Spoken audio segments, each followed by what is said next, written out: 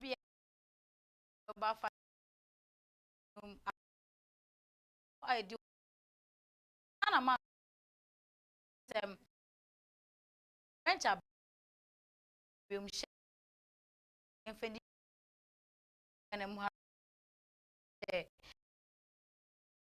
say chia ma from so na deputy mabamo mamu me any the eba kasi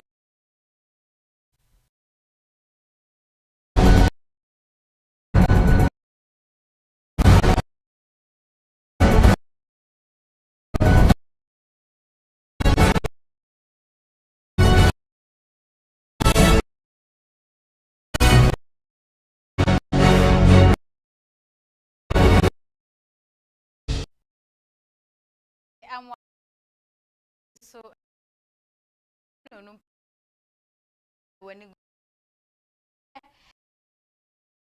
was afin mus tam die mu den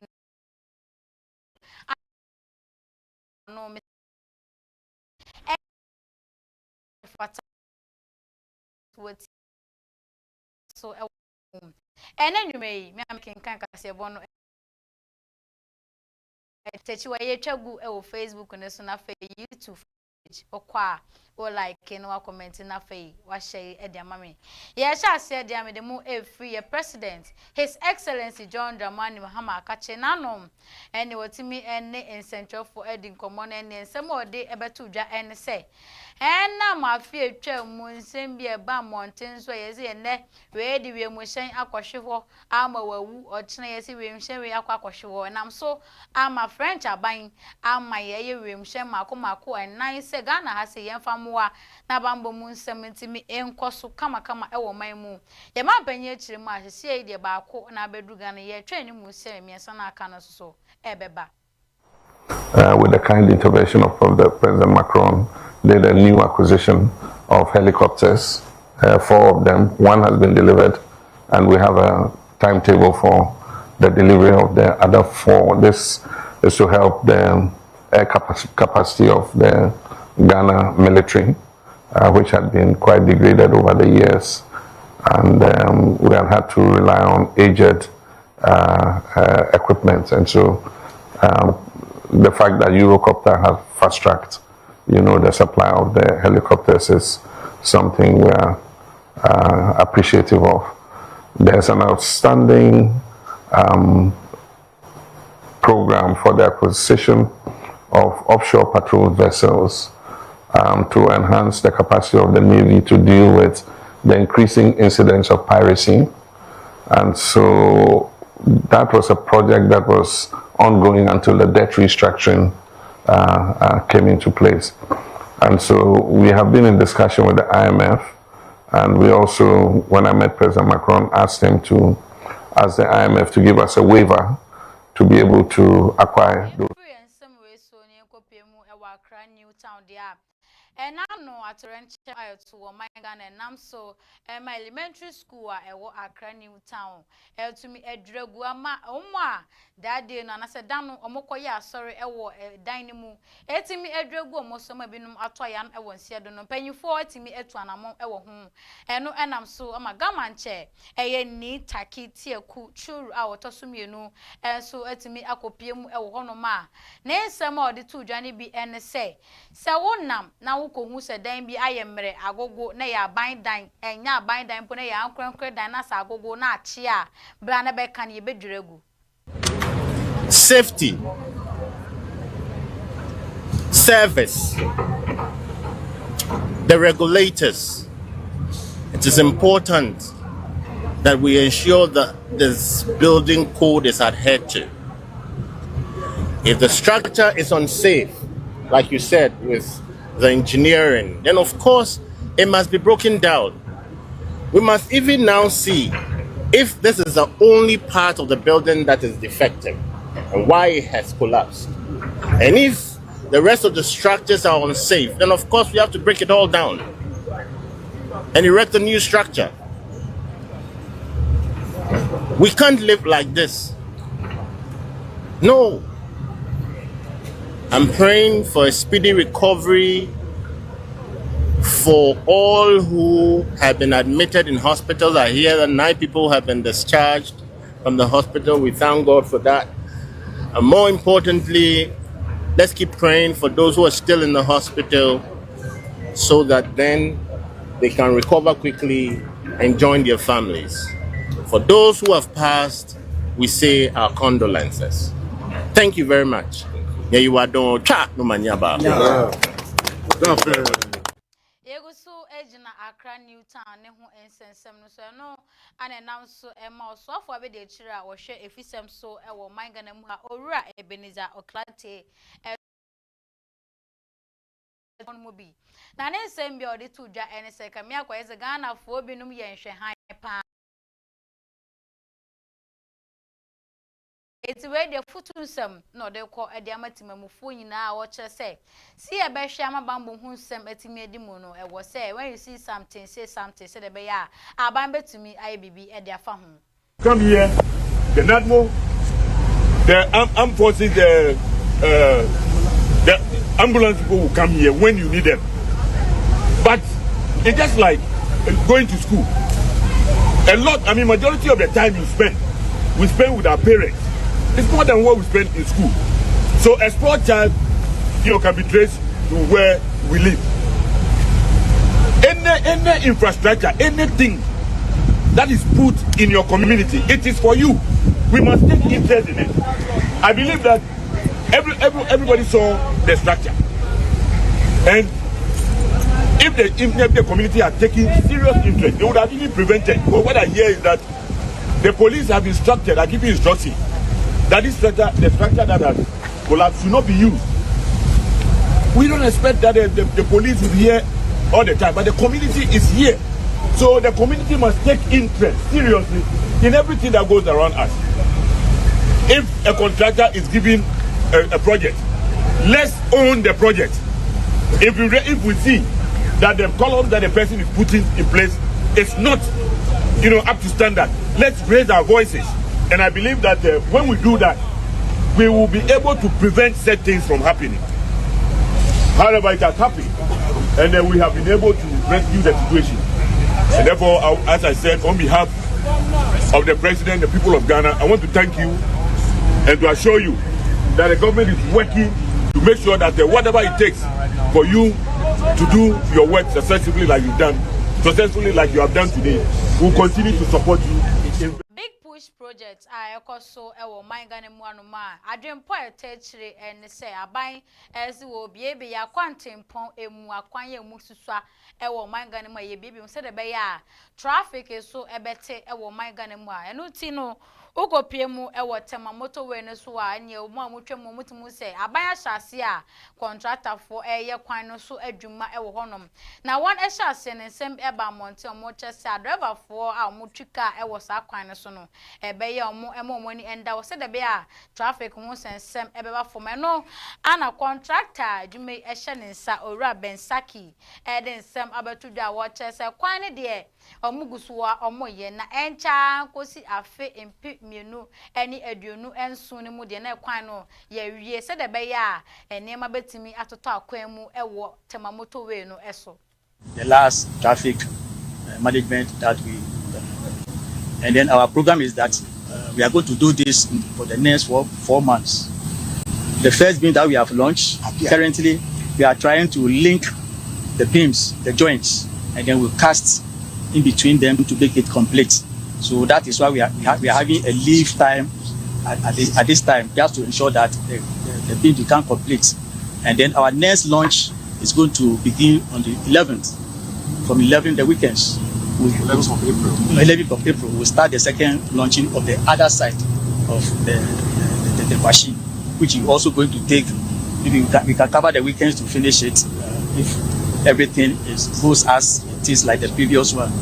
Then After that, the same activity will go into a leave period where we have to now link all the joints and also complete. At the same leave period time, we'll be trying to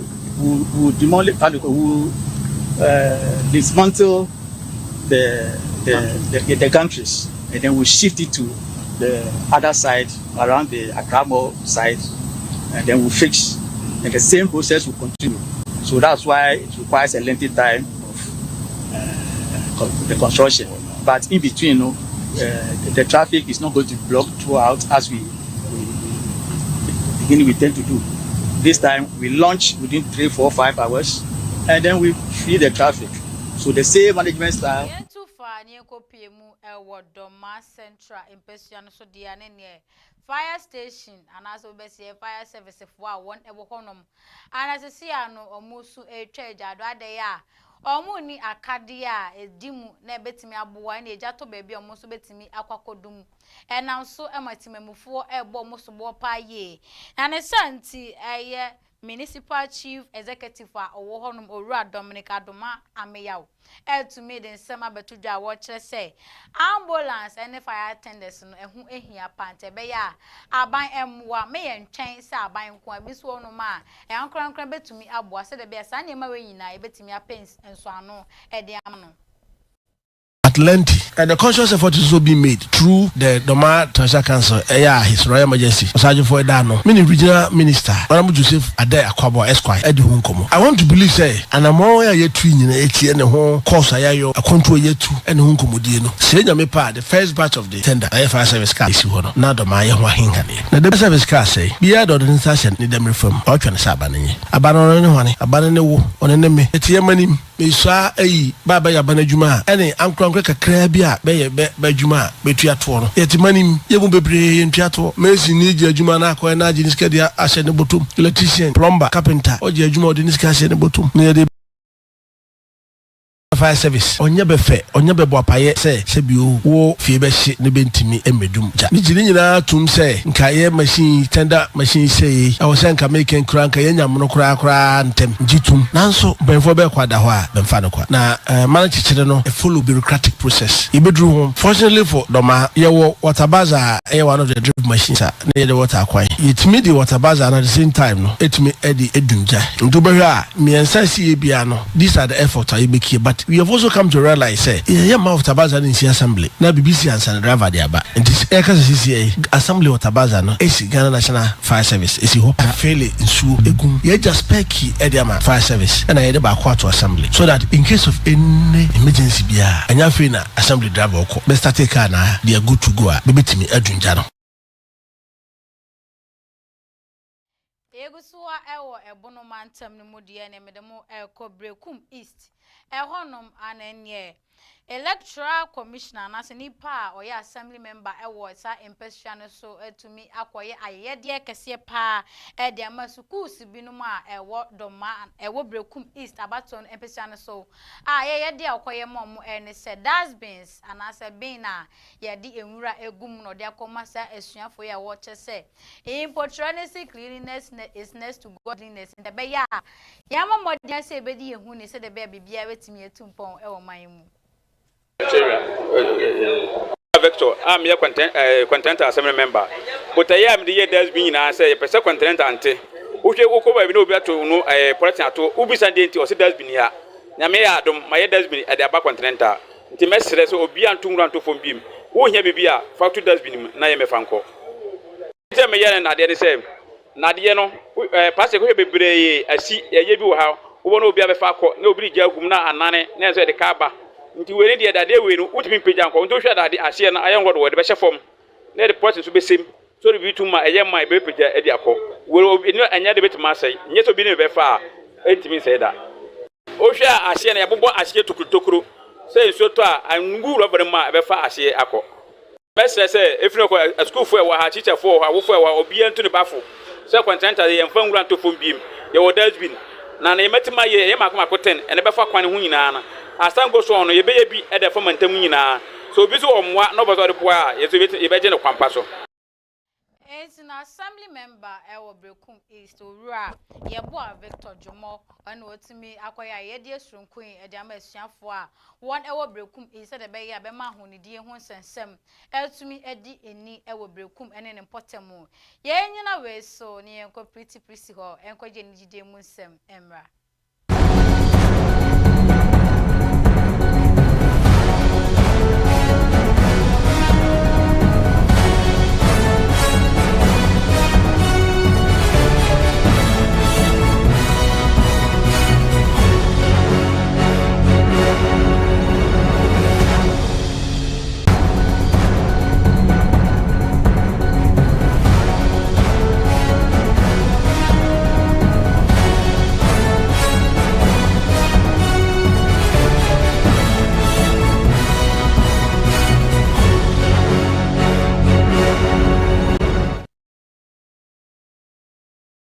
The Fast TV, na me some more kwaba from Fast News so. Near you say a and you dear Cassie. Na me am making Cassie boy me din and pretty prissy. Me de was say that I'm do boy a Ghanaian gospel musician Esther Smith asweye. Esther Smith ekopie mu e wo delay show so na enkomotwetwe mu e na ode na brabo mu nsem bi e ya futuo dia ma delay. Na ya nyina nim se Ghana ha e ba no ma mo media yi mu dia. Obi a dia wade pa ne tisu pa o ma e delay di Lawrence Frimpong. Any BBC not now kotuma say na ware na wanyi BBC no onam ha delay na ware na wanyi na wey na ama Esther Smith ama na futu say delay je futu enti na Ghana for keka je futu na fa ba okotoje na won say nowadays so ba na say Christopher ne secular artist no ebinumu ye enti ebia obi ni Kim Paluta Christo kala say gospel musician ene ebia Kim Paluta bonyom ya times ehunu enu wenti won so say na won say nowadays so ba na say Christopher ne secular and our real sembemu na me boy yeso wo ma fa fe na me baba so we can me bada eya homete say na me ni wudi nkomo secret bi say say na de enema mu be ye de okay eti as obia o chire se num pagya wo sa no na aware bitimi bamu san be chew kofom and you are not the first person yet who Ghana ha I said there's something a fight a ma a wenim I almost fa our real na yes ade me do antinam I'm very proud of you mema obi push you say delay warrior okay warrior as a senior sister the American chon okay Emma obi push you Sarah onya say no wo ye and na betimi asi teti mremu nyame ni delay order see na if you are one crama ubetini adopt obi ba ahye ne say ye ba enti mema obi push you say delay warrior no fa kwakoma indiagro eti question me be say yes one so na ye bowra eye Ghanaian gospel musician Florence Obidim asweye ankane no na obi tu nyame nwuma na sorry nwuma na obi bo wiase nwuma na omuntimi mfa ayonkofa ne say ene say e beti so obi tu nyame nwuma na obi obo wiase nwum eye nwum abom na ehu ni say bo ne kese pa wo man yi mu na say se de yaje atum say obi bo wiase nwuma na so obi ye secular musician na obi ye gospel musician na omunya atamfo no nyina ye nwum kro na nti omutimi ye nwum bom na why ene ma Florence Obidim ekopie bo joy pram so na enkomohwehwe me bi say mama say try ni bia ba ye gospel musician ni we to the no onya secular musician me no na ye nwum we to no oni we ye nwum na wo say odi wani foma why pa na nka onya na nka na ne be ye nwum a ye secular musician wo man mu na ensem say na Florence Obidim kai na won say nowadays so ba na say Christopher ne secular artist no ebinumu ye enti ebia obi ni Kim Paluta Christo kala say gospel musician ene ebia Kim Paluta bonyom ya times ehunu enu wenti won so say would you want to collaborate with ebia Kwame Eugene or like a secular artist me dance bebre menya enso mpran no nani madwenim but eba ne say o ka chem se bia me obi am ne be ya ena ka me pe shata Familia shata dia am ne be ye eti we bi obi am ton krama do shata ye hwehwe o aka enwum be unse shata so de enwum na ye boeboe ko be force up aba me boeboe ko be jato no aba me la nim but I didn't know pe shata why shata many na je no keke me pe na sem do you hear say me fans mo me mompaye I say obi ni bia no money bi the way I say me bomb pa yo nti okasasa na awase agu me Ghanaian dancer artist Charles Ni Amamensa, widely known as Shatawale. Shatawale ababonti abeka safa. Ghana versus Germany friendly match ya boy ya. Omochi ye she mienu etimi mu baako yi. Shatawale ababeka sa wey Ghana for bofu ye papa because ya ne Austria for match ya boy yi. Omochi ye she makuma num etimi mu baako pe. Afi ekohia Germany for so match mienu emu baako ne etimi ye. Ghana for keka kan se mebre ama nam so kwa ma ya tese ye coach eye Otuado Krampo ya sack no afri Black Stars ni match se nyo na da no. Some say na Shatawale nso ababonten ababeka. Black Stars make us sons. If we won't play World Bottle or World Cup, because if we World Bottle, I go understand because we are not used to cup. So maybe they for arrange World Bottle football. So if we go with the World Cup, people don't like cup at all. Why? You know, people don't even go sir. That thing is touching me. We shouldn't do all people don't like World Cup, eh? Or people like World Spoon. World Spoon.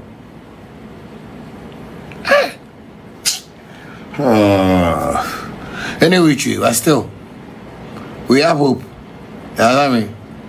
And they have to bring the DIU into the team. They have to put the DIU in the World Cup team. We beg. We beg. It is not by force. We are not pushing you people, but we beg. The DIU has to be in the team. We beg you. We are kneeling down on our tongue. Hey, I say we are kneeling down on our tongue.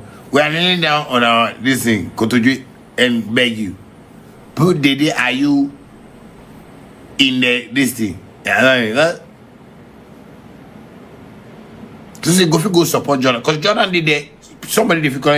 Did it. When you say nobody did it. You know, nice. Jordan and DIU, they are twins. When they are in the game, they can, you know, they motivate the players. You know what I mean?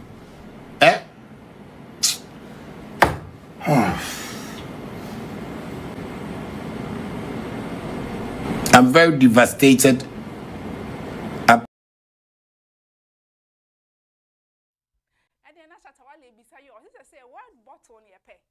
World Cup ni ye pe wona ye the World Cup be bani Alishima my hana me kwan ye de anigide kase no abawie ye e ma mo aniti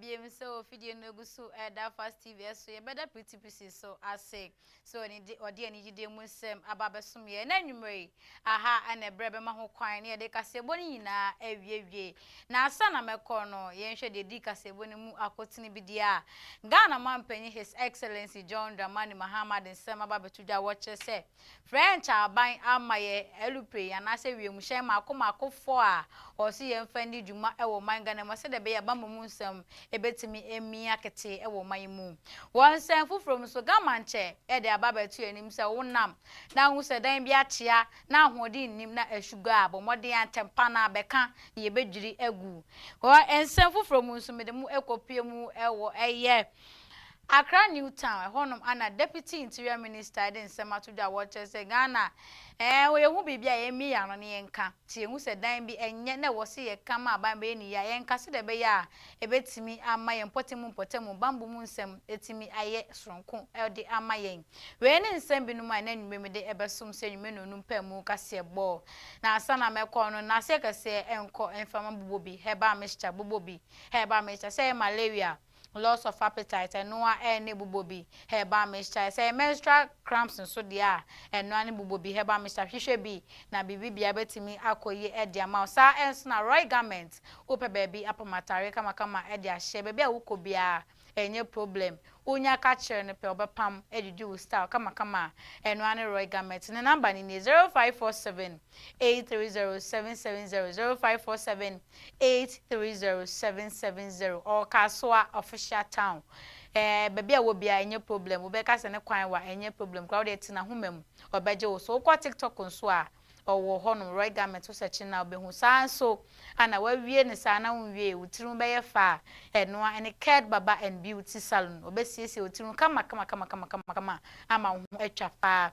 say ya frontal na apesa wo install say ye wuti ana apesa wo mbo say ye wig even apesa wo siesie ma obeye e de ma yopo hwehwere kira kwan e wo sotuom jiga janshit na homam e wo 0550599919 0550599919 ofre na obeje osuna bibia timi akoye e de ma na se kese enkoma wa wo je bra o share kasebo na fei mo amutie e wo Facebook no yeda masepa ena nwumre mi amede kasebo yi ebeso mo medin e de akosia techiwa meda sese wo je bre na o hwe wanti mi nka biem dia na makra mu nyina